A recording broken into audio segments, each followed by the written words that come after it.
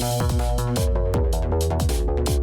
Sports Radio, the voice of women in sport. This is episode 31 of the FAB podcast on Wisp Sports Radio. Excuse me.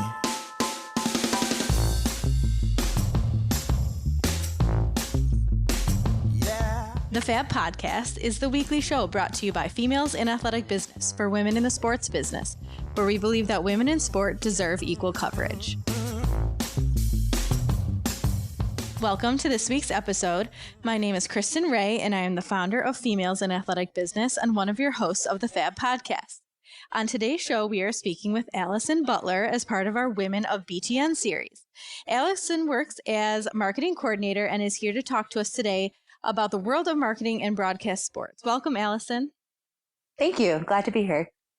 Thanks for being here. So, Allison, we usually start every episode by hearing a bit about our guest's journey into the sports industry. We think it's really valuable to hear every woman's perspective on how they got here, what they went through, because I think there's something to learn from every woman's journey. So talk a little bit about your experience before coming to BTN, some of the roles you played at BTN, some of the roles you played maybe in internships or volunteering, or really what's your story and how'd you get to this point in your career? Sure. Yeah. So I've always been an avid sports fan growing up, and I kind of, as I was going to college and, applying to different universities, I applied into the sport management program at the University of Michigan, where it was my dream school. And I didn't really know much about working in the sport industry. All of my experience was limited to playing sports in high school, but I thought it would be something of interest because that was really probably the thing I was most passionate about, watching sports, playing sports growing up. It was a big part of my family. So I just figured I'd give it a shot, and I loved it. So, going through my course load at Michigan, I realized that was definitely the right fit for me. And as I kind of grew, I ended up having different internship opportunities. So I worked for professional teams when I was in college in lacrosse and basketball. And then I interned for a professional hockey team the year out of college because I didn't have a job. So I ended up, after graduating from Michigan in 2013, I had been applying to different jobs. I ended up not getting the job I thought I was going to get, was kind of in limbo a little bit. So I moved home, took an unpaid internship with the New York Islanders, which is a local hockey team that I grew up a seriously passionate fan of. I still am today. And I thought it would be a cool opportunity to kind of make my childhood dreams come true and work for them. So I ended up interning with them for a full season.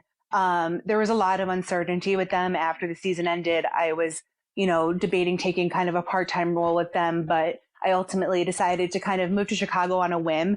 I had a bunch of friends here from Michigan, and I wanted to experience a new city. So I had a friend looking for a roommate, and I moved here without a job. So in the first couple of months, I was really trying every resource I could to break into the sport industry, which I think you and I both know is difficult. I was meeting with a bunch of different teams, companies, anything that an old boss could refer me to, I went to, and nothing was sticking. So I ended up just temping at a bunch of different places, like the American Dental Association, just doing work to make money. And in doing so, I was constantly searching for jobs, and I saw a posting for the receptionist position at BTN.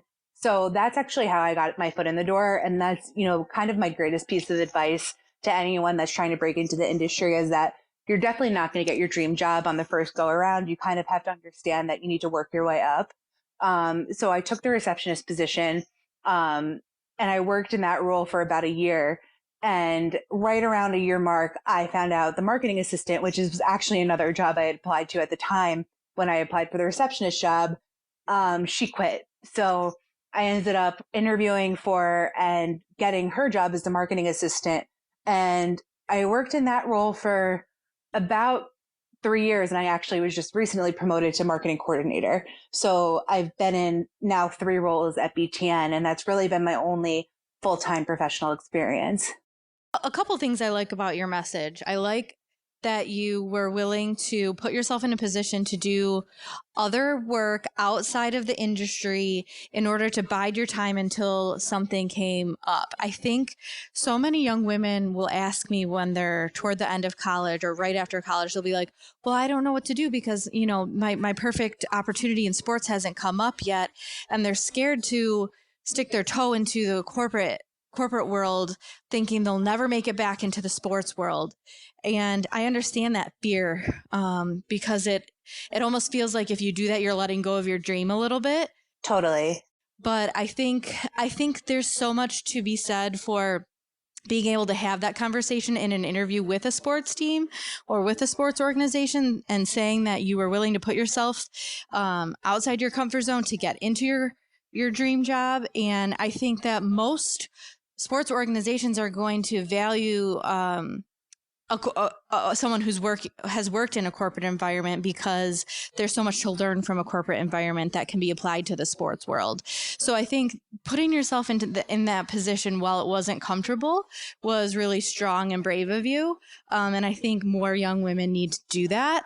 But I also love what you said about working your way up at BTN, because again, you saw an opening and it wasn't like your dream job, but you knew and you had a sense that it was going to get you somewhere. And I think that our instinct, or at least the instinct of the young people that I talk to on a regular basis right now, is that something like a receptionist or like I started out as a sales assistant isn't good enough or isn't going to make them enough money. And I don't know that it comes from a place of like, it's not good enough for me. I almost think that like it's not good enough for what they've dreamed of or something like that. So I think humbling ourselves in a couple of different ways when we're starting out is a really good message. And it's one that we're hearing from not just you, but from a lot of women in the industry lately. Yeah, I totally agree. And even when I took the receptionist position, I knew what it was and it wasn't what I wanted to do. And I think I struggled with that a little bit too. It's not even, personally, I loved my job. I was given a lot of different areas to work in. I helped with sales with a lot of our different events, and I was given a lot more experience than what you would think a receptionist was. And I think that was what affected me the most, was that the perception of telling someone you were a receptionist really irked me at first, but then I learned to embrace it because it's a stepping stone. And now I love to talk about it because look at where I am now, only a few years later, doing exactly what I wanted to do. And I try and tell that message to a lot of students that I try and mentor and give advice to, because it's like, I feel like my professors are always like, you're not going to get your dream job out of college. And I was like, well, I am, because I've had great internships. Well, I am. Yeah, exactly. So, I think you need to come down to earth a little bit, especially when you're trying to enter this industry, because it's small and it's really hard to get that foot into the door. So you have to take what you can get. Absolutely. I completely agree. So if we don't really know what maybe a marketing coordinator does, talk a little bit about what a day in the life of Allison looks like at BTN as coordinator in marketing for a sports broadcasting company. Sure. Yeah. I think the great thing about working for a sports broadcast company like BTN is that it really varies day to day. And it depends on the season. So right now we're obviously in the middle of football season. So things are a lot busier than it would be, say, in, April when basketball's done and we don't have as much going on in a marketing sense. So from my day to day kind of varies. These couple of months during football season, we're working a lot on our show called BTN Tailgate. It's our traveling studio show that goes to different Big Ten campuses. So we have 10 weeks of that, which is actually starting this Saturday. So a lot of my day to day has to do with, reaching out and planning school marketing pre-promotional efforts. So working with our different school contacts about getting recognition on site, promoting the event with just students within the dorms, within athletics, utilizing our different assets that we have with the schools digitally, in stadium, things like that. And then working with creative agencies to get that artwork done. Another thing that I do is I manage our intern program. So that's kind of a yearly task as well that I'm always working on, because I manage our on-campus interns, which we have 2 at every Big Ten school. And then we have summer interns that actually work in our office. So, whether it be right now, it's kind of recruiting the interns with the schools and getting them set up. And then in the winter, they're actually working for us. And then they have final presentations in the spring. And then by the time they're done, the summer interns start. So that's a big part of my life. And then, being in sort of an entry level type role, you obviously have the roles that go along with that as well. So processing our invoices and, making sure that we have expense authorizations and vendors onboarded, and, different aspects of that are things that I work on as well. And then, helping our social media teams, a colleague of mine and I on our PR team we helped establish a program with photographers at every school. So kind of helping manage that, making sure they're paid. And then obviously also helping with their content is something that I've been working on as well. So it really does vary from season to season. But during a busy season, we have a lot on our plates. Well, one thing that you've said that a lot of your colleagues at BTN have said, and most of the women who come on here that work in our industry, we're getting the message that not every day is the same, and that's a lot of what women are loving about this industry. So I think that's definitely something the industry has to offer, is just that no day is like the one before. So that's a positive for our industry for sure. Oh, totally. And it makes work fun because, it's not as exciting to go in and do the same thing every single day and to know what your day is going to be like, to constantly have different, marketing efforts coming up that we have to work on and, even just planning each show week to week, it differs. Like it definitely makes the days go by faster and it makes you enjoy it. Like working in sports, you love what you do anyway, but it just makes it more enjoyable even when it's a stressful time of the year. Yeah, for sure. So I think if there are young women listening, their ears are going to perk up immediately about the fact that you work with interns. Is there a place where our listeners might be able to go if they're interested in becoming an intern for BTN? Yeah, so we list our intern positions on foxcareers.com because we are affiliated with Fox. So for the on-campus internship program, it's a little bit of a different situation because we usually hire, the schools help us hire because we use some of their interns with the athletic department. But the summer internship, we definitely have more open positions for. So that usually gets posted around January. And then, obviously if they want to reach out for contact information, I'm happy to share that. Perfect. Okay. And we'll make sure to post your contact information on the website after the show. So you mentioned that you love how your day is different every day. So what other departments do you interact with at work? I'm guessing you mentioned the social media team. I'm guessing maybe the sales team. Who else is kind of like your go-to crew on a daily basis? Yeah, so definitely our communications team. We're kind of one department, but we're also separate. It's a little bit of a funny situation, but we work very, very closely together because, obviously marketing and communications go hand in hand. And then I think the great thing about BTN Tailgate, the show that I mentioned earlier, is that we really work with every department to get the show running. So, we're constantly working with production about different show aspects that we can promote week to week, whether it be guests or so. We're constantly in communication with them, like sharing contacts when we have our pre-promotional calls. And then, obviously I work with human resources a lot on the intern types of questions. And when those things come up, sales we work with as well because we're helping their marketing efforts for their clients. And if they're bringing clients in on shows or different, social media aspects and things like that, we're obviously working closely with sales on that, especially with, again, BTN Tailgate, because, we're making sure the sponsors are integrated well. And it's definitely has to be a collaboration between sales and marketing. And then, for Tailgate 2, we work a lot with remote operations because they're kind of do our remote production and they basically crew everything. They set up the stage, they set up everything on site that we need for Tailgate. So we're very in close contact with them a lot, especially in the fall, because, we have to work together logistically to make the show run. Absolutely. Well, it sounds like you're getting a little taste of a lot of the different parts of the inner workings of, the broadcast world and BTN through being, in marketing. So that sounds like it'll be a valuable experience wherever you might take it. So just out of curiosity, in terms of male to female ratio, how have the different marketing teams that you've worked on, how have they stacked up in terms of what women should expect in male to female ratios? So for BTN, we're pretty even, actually.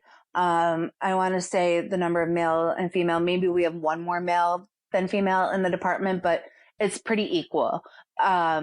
I think that's kind of grown because we've added a position that a female just got, and I think it's definitely grown over time. But it's nice to see that it's pretty equal, and I think BTN does a good job of hiring females. in certain roles. So I think that that's a great thing that BTN does. I think in other positions I've had, I've been in sort of community relations roles, which have always been more female focused. And I think the marketing teams have been more male. When I interned for the NBA, I interned in player marketing, and in my department where I worked, everyone was male. So I think it really varies. And also the fact that, like, when I interned for the NBA, they had another office in New York in the same department, which had more females. So I think in most places I've worked, there's been somewhat of a balance, but I would say BTN definitely has the best so far that I've seen. Well, it's definitely encouraging to know that, things are evening out, hopefully more and more every day. I still think it's very interesting how different departments and different roles in these organizations and these teams are still so male heavy or female heavy. We're still very in our comfort zones in terms of gender for some of these roles. Like you said, community relations often has a very female tag on it. Things like that. But I have a feeling hopefully we're headed in the right direction to make everything a little more even. It can only help everybody to have, both perspectives and all parts of our industry and our organizations. But since you mentioned that you worked in hockey, you worked in lacrosse, you worked in your NBA position, and now you're in broadcasting. So tell us a little bit about how each part of the industry has differed. If there are young women out there who are just sports fans in general, maybe they really, they're like you, they have a favorite hockey team, but they also, love basketball, or they're really into college football. Let's say they are lucky enough to maybe have a couple different offers, couple different openings that they're trying to apply for. Talk a little bit about how those sports differ and maybe how it differs working for a league like the NBA versus a team like the Islanders, you said. Just talk a little bit about pros and cons about all of that. Sure, yeah. So I'll kind of go back to the start here. My first internship was in lacrosse. And I would definitely recommend for younger students that are looking to kind of get their first internship to look for a team like a lacrosse team or a minor league baseball team, because those are the teams that have really small staffs. And when you get to intern for a team like that, you really get your feet wet in a lot of different parts of the industry. So when I interned for a lacrosse team, it was in my town in New York where I'm from. I honestly wasn't really a fan of them growing up. I grew up in a really big lacrosse town, but like never really was into the professional team. But they only had about 2 full-time employees when I interned there. So they relied on their interns really, really heavily to help. So like I was doing grassroots marketing, going into pizza places, hanging up flyers for games. I was organizing high school nights where high school lacrosse teams would be honored on the field. I sold tickets on the game days. Like I picked up players at the airport because they didn't have a way to get to the games. So, I think it really gave me a good experience into knowing more so what I wanted to focus on in the sport industry. And just having that first experience and getting that first internship is so daunting that I think a lot of times people kind of shoot for the stars, kind of what we were saying with the same thing with the receptionist position. And taking a job like that really, really benefited me because, I knew I wasn't that interested in sales. And I knew that the marketing community relations type roles were things that I was better at and things that I wanted to get more involved in. So I really, really appreciated that experience, even though, it was kind of an all hands on deck thing. We were setting up the fields before and after the games. And then kind of moving into more of the team level, I actually interned for 2 teams. So for the New York Islanders after college and for the Detroit Pistons while I was in college.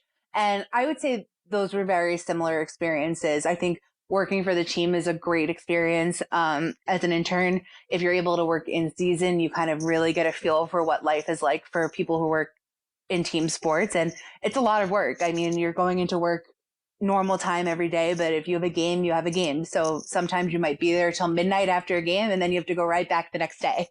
So I think it's a really, really serious time commitment, but I think that when you're growing in the industry, it shows you how hardworking everyone is in this industry. And that's something I really learned in all my internships. Like, people devote so much time and effort to the sport industry, whether it be team, league, network, that I think that working for a team is something that I would suggest everyone do, just because you learn the ins and outs of teams, especially if you're a fan of it. It's kind of cool to see.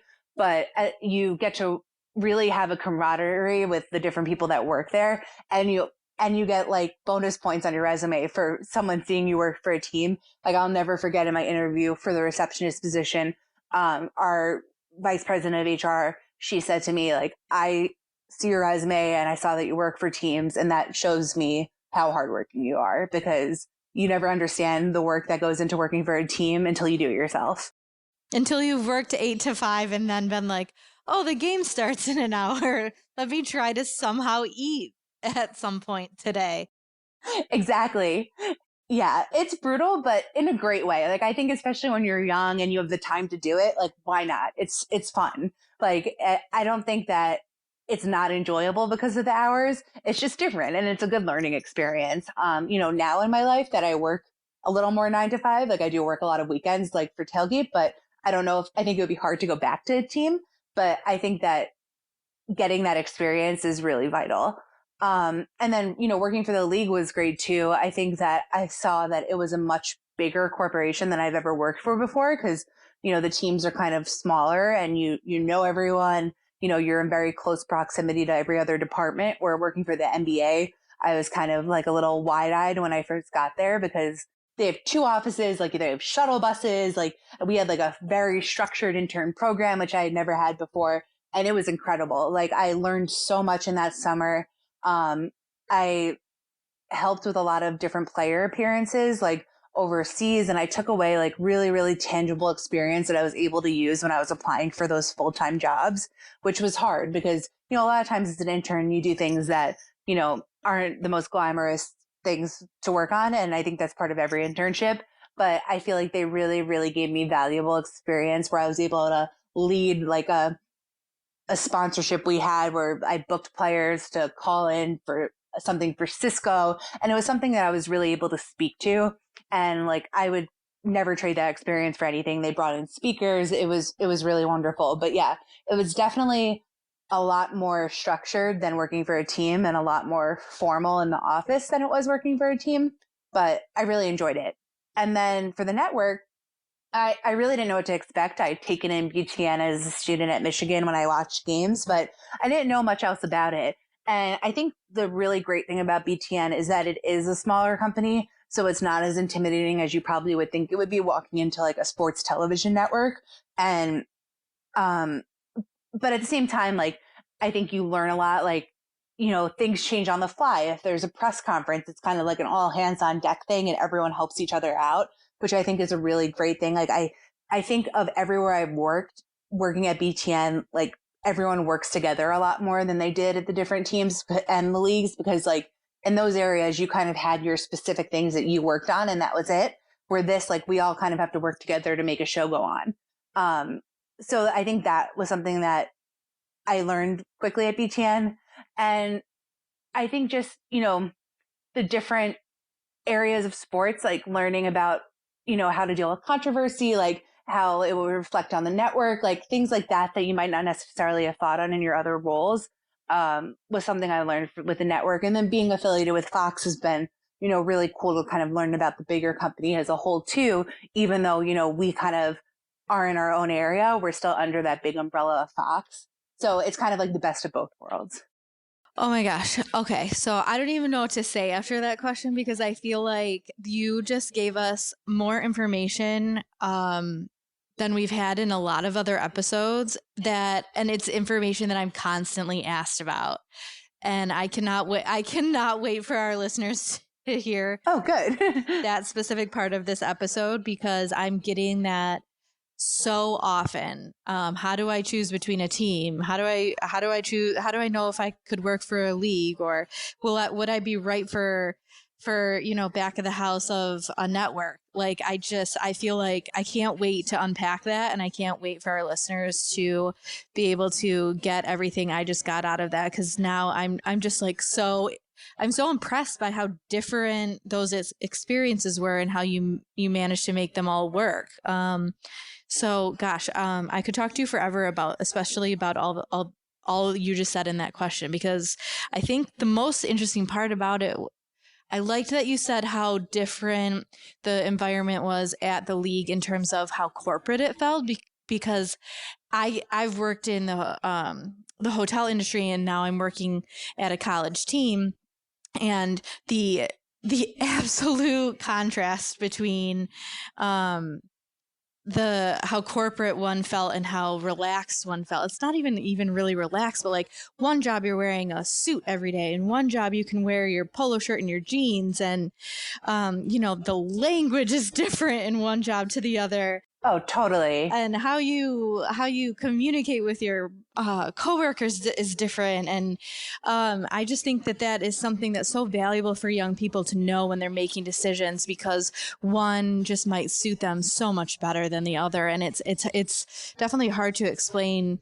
to people, but I thought it was interesting how all of your experiences were on one. It's like a sliding scale of that, and with the NBA being on one end, and maybe your lacrosse team with 2 employees being on the other end.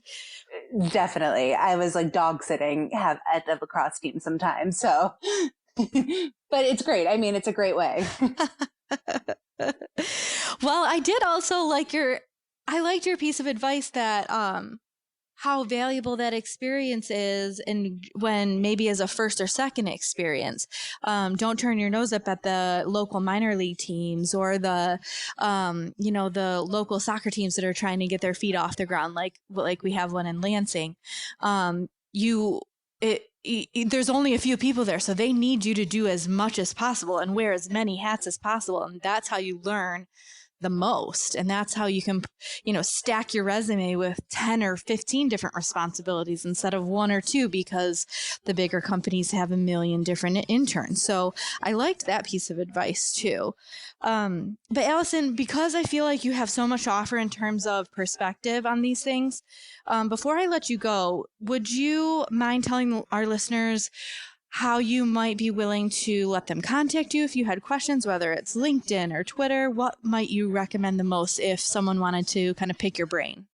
Sure. Yeah. Feel free to reach out to me on LinkedIn, send me a message, and I'm happy to respond. Also, as you said, you'll post my information. Like, you could send me an email. I'm happy to help. I think helping others is really important, because I think I was advised by a lot of people kind of starting out my career, whether it be old bosses, my professors. And I think it's really important to kind of make those connections and give back in a sense, because it's hard. It's hard when you want to break into this industry and you don't necessarily know what the next step is. So I'm always, all ears and happy to help in any way I can. Well, Allison, thanks again so much for being with us today. I appreciate your perspective. I appreciate your time. I know this industry makes us all exhausted, especially after 5 o'clock. So thank you again for being so flexible and for giving us your time today. Oh yeah, thank you for having me. This is great. Conversations from the world of women's sports. This is Wisp Sports Radio. Wisp Sports Radio can be found on any podcast app. Follow Wisp Sports on social media at Wisp Sports. Please give us a 5-star review on iTunes to help promote coverage of women in sport. To follow Females in Athletic Business or this podcast, use @FAB Sports.org on social media. The FAB podcast is a co-production of Females in Athletic Business and Wisp Sports. Check out Females in Athletic Business at www.fabsportsorg.com. Thanks for listening and supporting women in sport everywhere.